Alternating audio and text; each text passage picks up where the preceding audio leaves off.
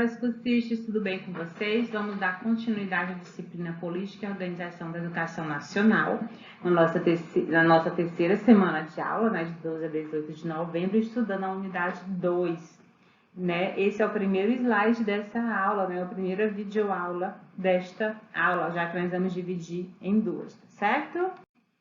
Nós vamos nos dedicar hoje, nessa semana inteira, a estudar a Lei de Diretrizes e Bases da Educação Nacional, a LDB, número 9.394, de 1996. Como eu falei para vocês na nossa videochamada número 1, essa lei era muito importante para a educação do país, não só porque ela é a lei vigente, mas porque ela vai trazer vários direitos, né, que os nossos educandos têm para a educação, e como nós, família, e quanto o governo, quanto nós também, enquanto escola, devemos agir, né, em meio ao que trata essa lei.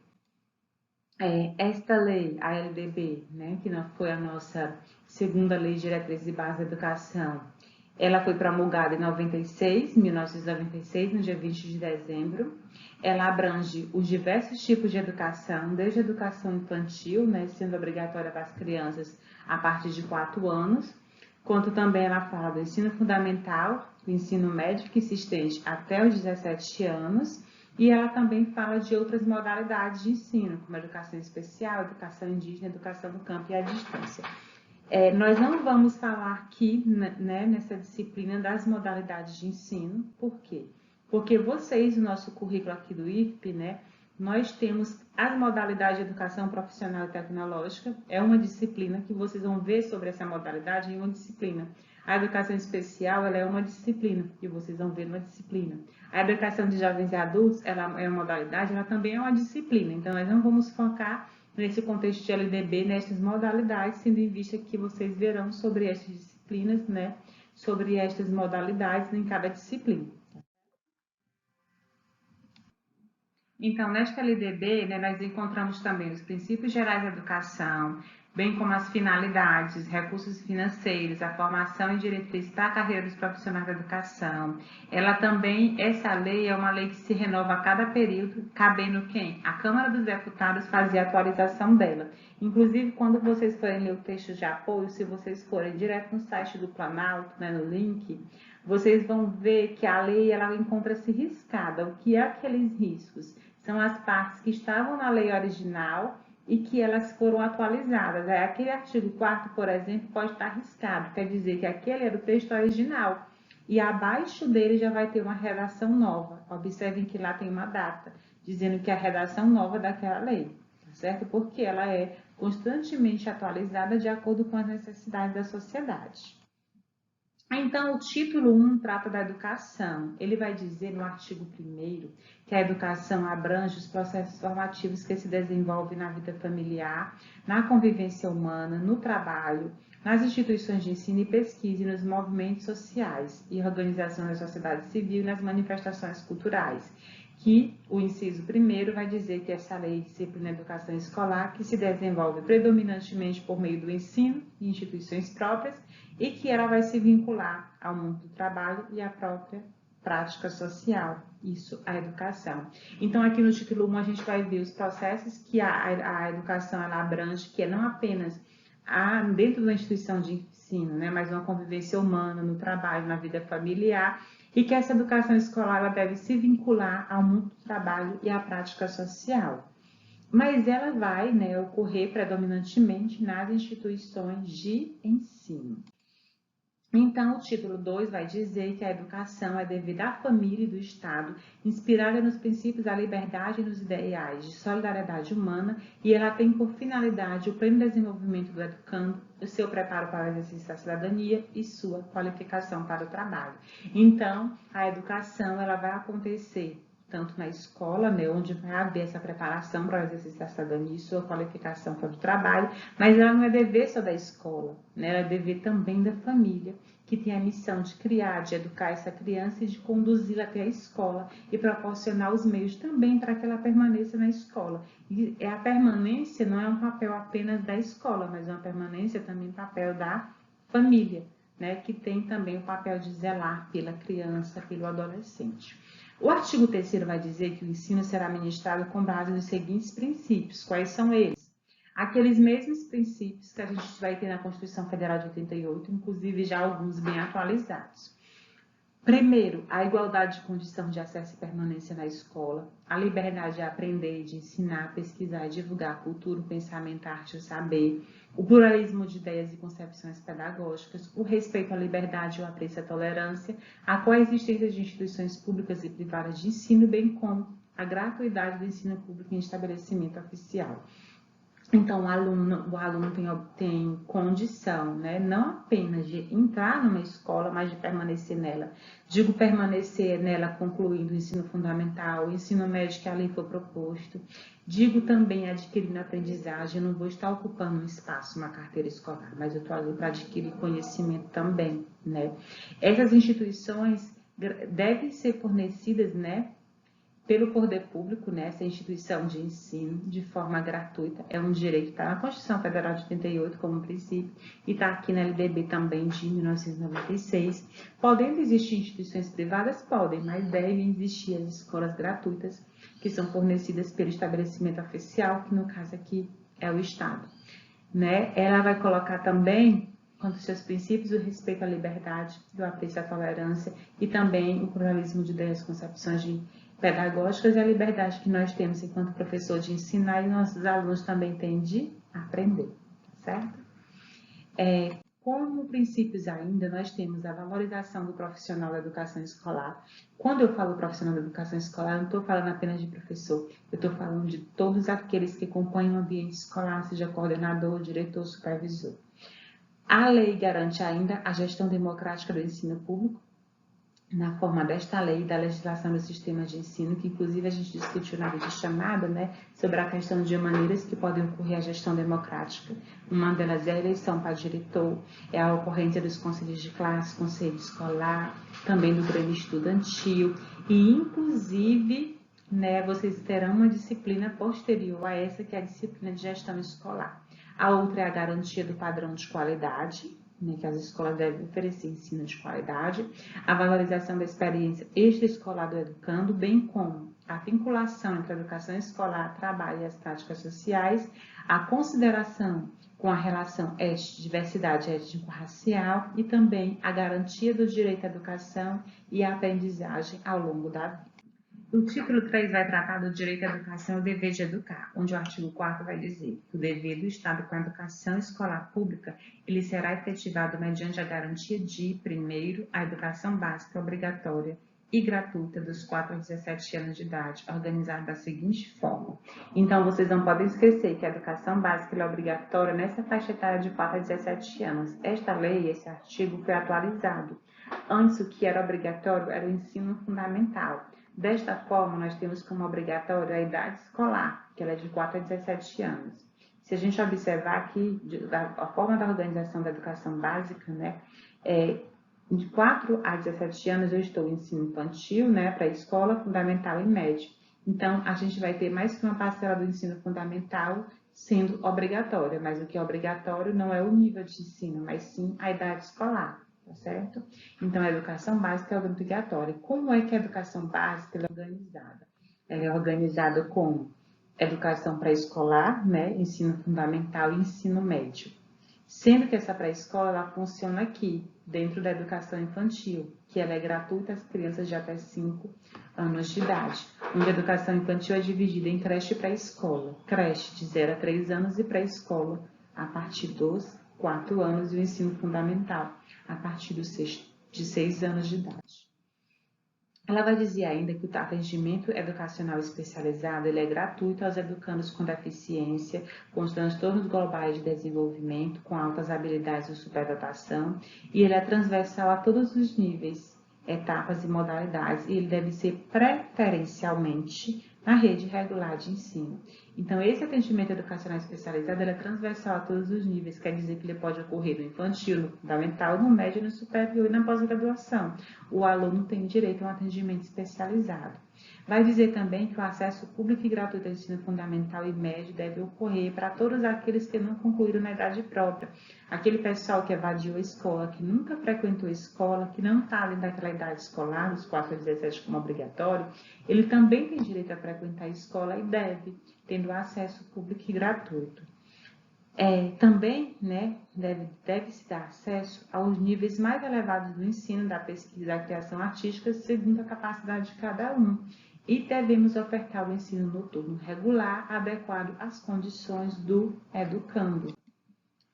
Devemos ainda fazer a oferta da educação escolar regular para jovens e adultos, com características e modalidades adequadas às suas necessidades e ainda disponibilidades, garantindo a eles, aqueles trabalhadores, as condições de acessar e permanecer na escola, tendo em vista que o aluno da EJA ele passa por dificuldades maiores, sendo que ele é um adulto trabalhador.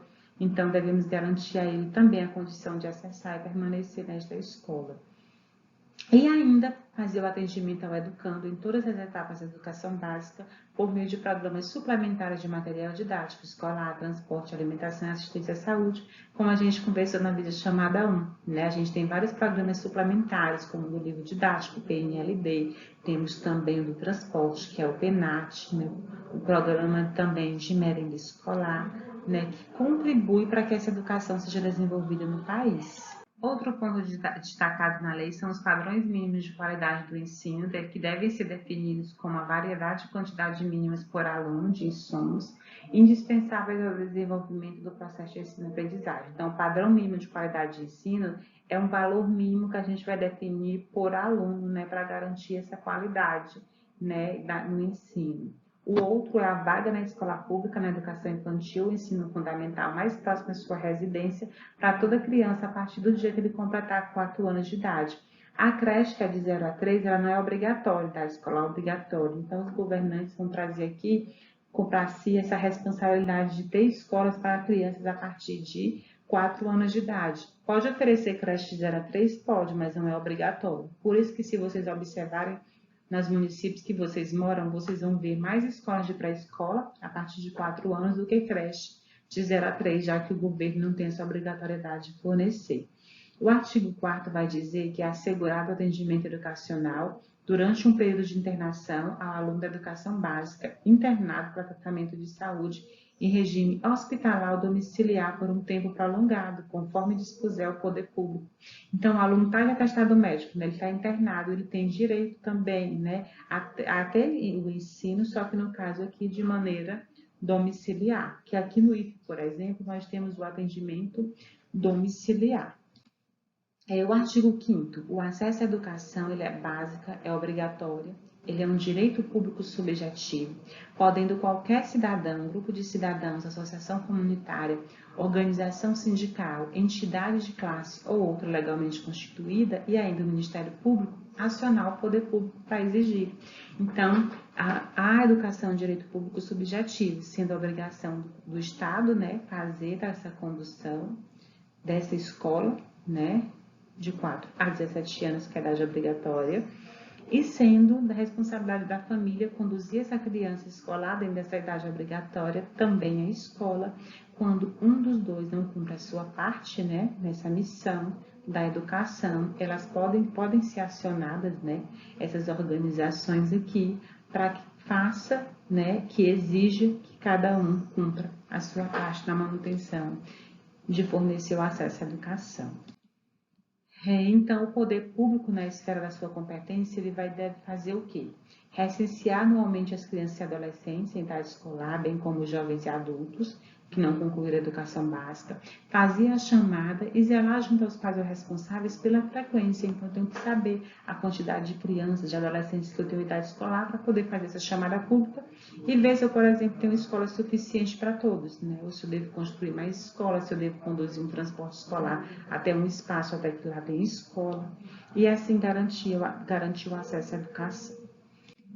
Artigo 6º, é dever dos pais ou responsáveis efetuar a matrícula das crianças na educação básica a partir dos 4 anos de idade, sendo obrigatório da idade escolar, então é dever dos pais ou responsáveis efetuar essa matrícula. No artigo 7, ele vai dizer que o ensino é livre à iniciativa privada, desde que atenda essas condições. Quais? Então, pode haver instituições privadas? Pode, mas desde que ela cumpra as normas gerais da educação nacional e dos respectivos sistemas de ensino, desde que ela tenha uma autorização para funcionar e seja avaliada pelo poder público, e desde que ela tenha a capacidade de se autofinanciar. O artigo 8, que é do título 4, que vai tratar da organização da educação nacional, ele vai dizer que a União, Estado, Distrito Federal e municípios, elas se organizarão em regime de colaboração, né, com os respectivos sistemas de ensino, cabendo à União coordenar a política nacional de educação, se articulando a diferentes níveis e sistemas e exercendo uma função normativa, redistributiva e supletiva em relação às demais instâncias e que os sistemas de ensino terão a liberdade de se organizar nos termos da lei. Quando eu digo que a União tem essa função normativa, redistributiva e supletiva, que ela vai normatizar os atos da educação, né, como, por exemplo, o Plano Nacional de Educação, a própria Lei de Diretrizes e Bases da Educação, e ela também tem a função redistributiva e supletiva em relação aos demais entes, né? Eu tenho aqui União, eu tenho aqui Estado, eu tenho município abaixo, também estabelecimento de ensino e docência. Então, a União tem essa função redistributiva e supletiva sobre todos. Então, quando o Estado, por exemplo, não está alcançando seus níveis, objetivos educacionais, inclusive financeiros, para que isso aconteça, a União tem essa função de fazer a suplementação quando necessário, entendeu? O Estado em relação ao município, o município, por exemplo, em relação às suas escolas e as escolas em relação aos docentes. Então, no artigo 9 vai colocar as incumbências da União. Que é incumbência, professora? É o que ela deve fazer, que ela é obrigada a fazer por lei. Uma delas é elaborar o PNE, que é o Plano Nacional de Educação, mas ela não elabora só, ele é elaborado em colaboração com estados, Distrito Federal e municípios. Ela também deve organizar, manter e desenvolver os órgãos e instituições oficiais do Sistema Federal de Ensino dos Territórios, e também ela tem que prestar assistência técnica financeira a estados, Distrito Federal e municípios para desenvolver os seus sistemas de ensino e atender prioritariamente a escolaridade obrigatória, exercendo então a sua função redistributiva e supletiva. Vai dizer ainda também que deve estabelecer em colaboração com os estados, Distrito Federal e município as competências diretrizes para a educação infantil, ensino fundamental e ensino médio, onde vai nortear os currículos e seus conteúdos de modo a assegurar a formação básica comum e ainda estabelecer em colaboração com o Estado, Distrito Federal e município as diretrizes e procedimentos para identificação, cadastramento e atendimento na educação básica e educação superior de alunos com altas habilidades ou superdotação.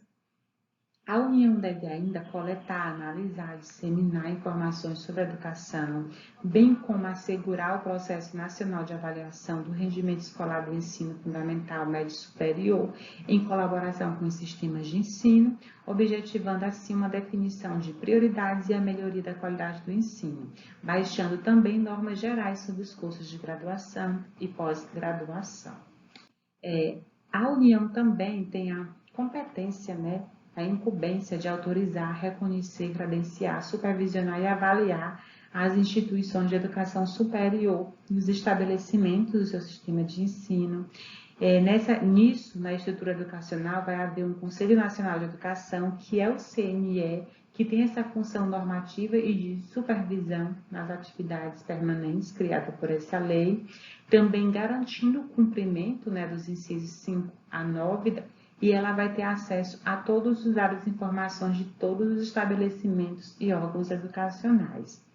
E as atribuições constantes nesse inciso 9, elas podem ser delegadas aos estados, Distrito Federal, desde que eles mantenham instituições de ensino superior. Então, a minha instituição não é federal, não é mantida pela União, mas sim pelo governo estadual. Então, o governo estadual, ele vai seguir as mesmas atribuições, né, para essas instituições no que tange ao inciso 9. Então, a gente viu as competências da União e agora vai ver quais são as competências ou incumbências do Estado. A primeira é organizar, manter e desenvolver os órgãos e instituições oficiais do seu sistema de ensino. É também definir com os municípios as formas de colaboração na oferta do ensino fundamental, as quais devem assegurar a distribuição proporcional de responsabilidades, né, de acordo com a população, a ser atendida e seus recursos financeiros que cada um tem disponível. É também elaborar e executar políticas e planos educacionais em consonância com as diretrizes e Plano Nacional de Educação, integrando e coordenando essas ações e as de seus municípios. Então, existe o Plano Nacional de Educação, né, que é a diretriz nacional, mas pode existir também as diretrizes nacionais e pode também o Estado construir as suas próprias diretrizes e planos, né, inclusive o plano, ter um plano estadual de educação. O Estado também, né, ele pode autorizar, reconhecer, credenciar, supervisionar e avaliar, né, os cursos das suas instituições de educação superior e dos seus estabelecimentos de ensino e pode também baixar normas complementares para o seu sistema de ensino. O Estado ainda pode assegurar o ensino fundamental e oferecer com prioridade o ensino médio a todo aquele que demandar. Ou seja, a obrigatoriedade aqui do governo estadual é ofertar, né, o ensino médio. Ele pode assegurar o ensino fundamental, mas ele diz como prioridade, né, o ensino médio. Deve ainda assumir o transporte escolar dos alunos da rede estadual. E parágrafo único, ao Distrito Federal se aplicará, né, as competências referentes a Estado e municípios. Quais as incumbências do município? Primeira, é organizar, manter e desenvolver os órgãos e instituições oficiais e sistemas de ensino, integrando ele as políticas e planos educacionais da União e Estado. É exercer ação redistributiva em relação às suas escolas e também, como eu falei, né, baixar normas complementares para o seu sistema de ensino. Deve ainda autorizar, credenciar, supervisionar os seus estabelecimentos de ensino, oferecer educação infantil, olha aqui, em creches e pré-escolas e com prioridade o ensino fundamental, permitindo atuação em outros níveis de ensino quando isso estiver atendido plenamente às suas necessidades. Então, a minha necessidade é aqui ofertar o ensino fundamental também, né, a educação infantil, prioritariamente o ensino fundamental. Se sobrar verba, eu posso oferecer o ensino médio, posso oferecer o ensino profissionalizante, integrado ao médio, ensino superior, mas desde que eu cumpra a minha responsabilidade enquanto município de ofertar, tá aqui, o ensino fundamental. O município ainda deve assumir o transporte escolar, né, dos alunos da rede municipal. E os municípios podem optar ainda por se integrar ao sistema estadual de ensino ou compor com ele um sistema único de educação básica. Então, nós vamos agora para as incumbências dos estabelecimentos de ensino, que são as escolas. Os estabelecimentos de ensino, ele tem a função, né, a incumbência de elaborar e executar a sua própria proposta pedagógica. Que proposta pedagógica é essa, professora Samara? É o seu projeto político-pedagógico, o PPP, é o seu calendário acadêmico, são seus regimentos, então ela deve elaborar e também executar, tá bom? Ela deve administrar o seu próprio pessoal e seus recursos materiais financeiros, ela deve assegurar o cumprimento dos dias letivos e hora-aula estabelecido, que nós vamos estudar ainda, né? Quantos dias letivos são obrigatórios aqui no país para ensino fundamental e médio, por exemplo, e que nós, enquanto instituição de ensino, estabelecimento de ensino, devemos assegurar que esses dias sejam cumpridos, né, bem como as horas-aulas. Devemos ainda zelar pelo cumprimento do plano de trabalho de cada docente e ainda se articular com a família e sua comunidade, criando o processo de integração entre a sociedade e a escola. Devemos informar pais e mães, conviventes ou não com seus filhos, se for o caso, e aos responsáveis legais, né, sobre a frequência e rendimento dos alunos, também sobre a execução da proposta pedagógica da escola e notificar o conselho tutelar do município a relação dos alunos que apresentem quantidade de faltas acima de 30% percentual, quando, né, esse aluno tiver falta, então notificar o conselho tutelar. Deve ainda promover medidas de conscientização, de prevenção e de combate a todos os tipos de violência, especialmente a intimidação sistemática, no caso bullying, no âmbito da escola, e estabelecer ações destinadas a promover a cultura de paz na escola. Então, essas atividades aqui, né, como a de prevenção do bullying, de promover a cultura de paz na escola, também são incumbências do estabelecimento de ensino. O artigo 13 vai trazer que os docentes incumbiciam eles devem participar da elaboração da proposta pedagógica e do estabelecimento de ensino, né? Deve elaborar e cumprir o seu plano de trabalho segundo a proposta pedagógica do estabelecimento de ensino e também zelar pela aprendizagem dos alunos. Observa aqui, gente, que quando vocês forem responder uma questão ou uma prova, tem que observar o parâmetro da lei. Lá na outra, né, quando fala de elaborar do estabelecimento de ensino, que ele deve elaborar a proposta pedagógica. Os docentes vão participar da elaboração da proposta pedagógica, né? Lá eu vou velar pelo plano de trabalho do professor. E aqui eu vou elaborar e cumprir o meu plano de trabalho, entendeu? Eu estou falando do docente. Então, quando vocês forem ler o artigo da lei, vocês têm que ver de acordo com as entrelinhas lá o que está dizendo, para não confundir o que é a incumbência do estabelecimento de ensino e dos docentes. O docente deve ainda estabelecer as estratégias de recuperação para os alunos de menor rendimento, tendo em vista que é ele que elabora, por exemplo, uma prova. É ele que propõe os conteúdos para essa prova de recuperação ou uma outra atividade de recuperação, né? Eu também aqui, enquanto docente, devo ministrar os dias letivos e hora-aulas estabelecidos. Então, E também tenho que participar integralmente, né, de períodos dedicados a planejamento, avaliação e desenvolvimento profissional. Vai ter uma capacitação pela escola? Eu devo participar, eu tenho que participar porque é uma incumbência minha. Vai ter planejamento na escola, encontro pedagógico? Também tenho que participar porque está aqui, numa das incumbências minhas enquanto docentes. Bem como tem 200 dias letivos, eu tenho que cumprir os 200 dias letivos. A minha carga horária da disciplina nesse semestre é de 4 disciplinas de 60 horas, então eu tenho que cumprir a minha carga horária e o dia letivo. Eu já fechei minha carga horária, por exemplo, mas eu não fechei meu dia letivo. Então, eu vou ministrar a carga horária mais, porque aquela carga horária é mínima, até fechar a quantidade de dias letivos daquele semestre, né? Então, eu devo também colaborar com as atividades de articulação da escola, com a família e também com a comunidade. O artigo 14 vai dizer que os sistemas de ensino vai definir as normas de gestão democrática do ensino público da educação básica de acordo com as suas peculiaridades e conforme seus princípios, que podem ser a participação dos profissionais da educação na elaboração do projeto político-pedagógico, a participação das comunidades escolar e local em conselhos escolares ou equivalentes. E o artigo 15 vai dizer que os sistemas de ensino assegurarão às unidades escolares públicas de educação básica que os integram progressivos graus de autonomia pedagógica, administrativa e de gestão financeira, observando as normas gerais de direito financeiro público. O artigo 16 vai colocar que o Sistema Federal de Ensino compreende, então, o quê? As instituições de ensino mantidas pela União, as instituições de educação superior mantidas pela iniciativa privada e os órgãos federais de educação. Já os sistemas de ensino do Estado e Distrito Federal, eles compreendem o quê? As instituições de ensino mantidas pelo Poder Público Estadual e Distrito Federal, também as instituições de educação superior mantidas pelo Poder Municipal e as instituições de ensino fundamental e médio criadas e mantidas pela iniciativa privada, bem como órgãos da educação estadual e também do Distrito Federal. Parágrafo único. No Distrito Federal, as instituições de educação infantil criadas e mantidas pela iniciativa privada, elas integram o seu sistema de ensino.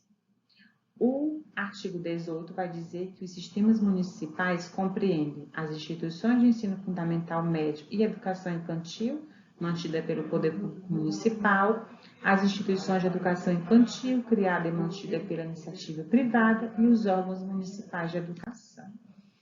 As instituições de ensino dos diferentes níveis vão se classificar como, né, em categorias administrativas. Quais são as categorias administrativas das escolas?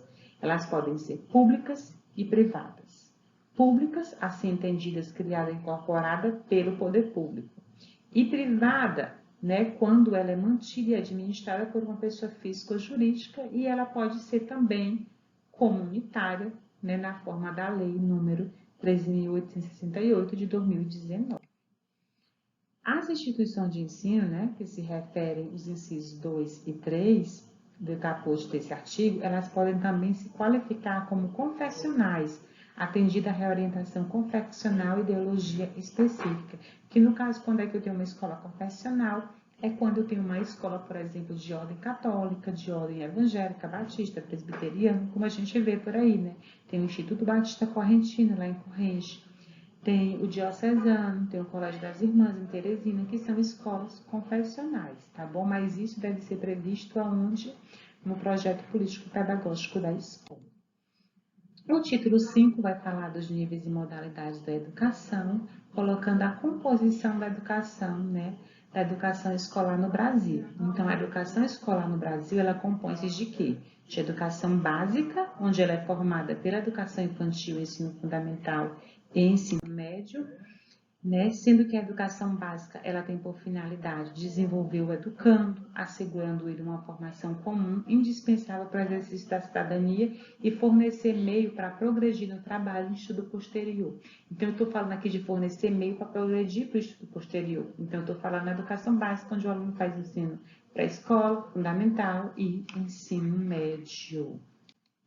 A educação básica ainda ela pode se organizar como? Em séries anuais, que é como a gente costuma ver aqui no Piauí, né? Aqui em períodos semestrais, também em ciclos, que também pode ocorrer, a alternância regular de períodos de estudo, como grupo não seriados, também com base na idade, na competência e outros critérios, bem como também pode ser organizado, né? Sempre que houver o interesse no processo de aprendizagem, né? Quando for recomendado. E aqui temos as referências desse material de apoio. Eu espero que vocês leiam, né, a nossa LDB para poder ficar melhor um esclarecimento dessa lei através da leitura e videoaula. Já já, né, vem o segundo vídeo para vocês complementarem o conhecimento sobre a LDB. Obrigada pela atenção.